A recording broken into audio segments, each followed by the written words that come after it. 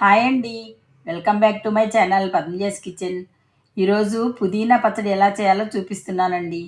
ఇది చాలా సింపుల్గా చేసుకునే రెసిపీ.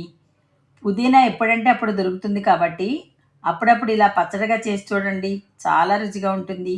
అంతేకాదండి, ఇది ఆరోగ్యానికి కూడా చాలా మంచిది. ఇప్పటి వరకు పల్లీ కాంబినేషన్లో పుదీనా పచ్చడి చేయని వాళ్ళు ఉంటే తప్పకుండా ట్రై చేయండి. ఇప్పుడు దీని ప్రాసెస్ ఎలాగో చూద్దామా?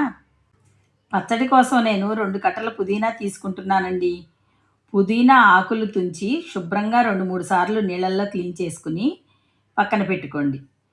అదేవిధంగా పచ్చడి కోసం నేను 15 పచ్చిమిర్చిని తీసుకుంటున్నానండి. వీటిని శుభ్రంగా కడిగి ఇలా 2 ముక్కలుగా తుంచుకోండి. ఇలా తుంచడం వల్ల నూనెలో వేసినప్పుడు పేలకుండా ఉంటాయండి. మీరు తినే కారాన్ని బట్టి మిర్చిని తక్కువ ఎక్కువ అడ్జస్ట్ చేసుకోండి. అదేవిధంగా చిన్న నిమ్మకాయంత చింతపండుని తీసుకుని దానిలో 1/2 గ్లాస్ వాటర్ పోసుకుని ఉడకబెట్టి పక్కన పెట్టి చల్లారనివ్వండి. ఇప్పుడు స్టవ్ పై ప్యాన్ పెట్టుకుని దానిలో 2 గిన్నెలు ఆయిల్ వేసుకోండి. ఆయిల్ వేడెక్కిన తర్వాత 1 కప్పు పల్లీలను ప్యాన్లో వేసి లో ఫ్లేమ్లో మాడకుండా దోరగా వేయించండి. పల్లీలు ఇలా కొంచెం వేగిన తర్వాత దానిలో 2 స్పూన్స్ ధనియాలు వేసుకుని మరికొంతసేపు వేయించండి. ఇవన్నీ దోరగా వేగిన తర్వాత తీసి ఒక ప్లేట్లో పెట్టుకోండి. ఇప్పుడు అదే ప్యాన్లో మనం తుంచి పెట్టుకున్న పచ్చిమిర్చిని వేయండి. ఇలా వేసిన పచ్చిమిర్చిని లో ఫ్లేమ్లో వేయించండి. కొంచెం వేగి ఇలా కలర్ మారే వరకు వేయించండి. బాగా వేయించాల్సిన అవసరం లేదండి. వీటిని తీసి అదే ప్లేట్లో పెట్టుకుని చల్లారనివ్వండి. ఇప్పుడు ప్యాన్లో ఒక గిన్నె ఆయిల్ వేసుకుని మనం క్లీన్ చేసి పెట్టుకున్న పుదీనా ప్యాన్లో వేసుకోండి. 2 కట్టల పుదీనా తీసుకుంటే 2 పట్టిళ్ళ ఆకు వచ్చిందండి. ఇలా వేసిన పుదీనాని లో ఫ్లేమ్లో మాడకుండా పుదీనా ఆకు మగ్గే వరకు వేయించండి. క్రిస్పీగా వేయించకుండా ఇలా మగ్గే వరకు వేయించితే సరిపోతుందండి. ఇలా మగ్గిన తర్వాత దించి పక్కన పెట్టండి.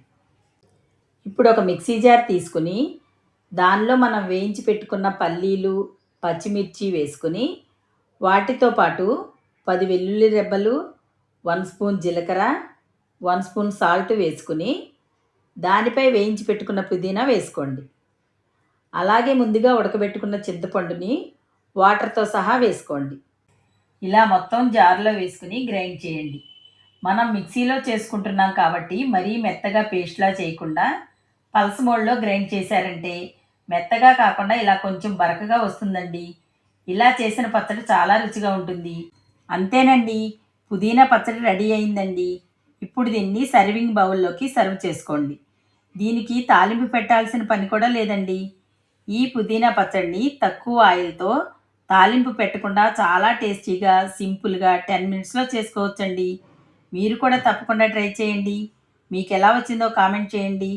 మా వీడియో మీకు నచ్చినట్లయితే లైక్ చేయండి, షేర్ చేయండి, సబ్స్క్రైబ్ చేయండి. Thanks for watching.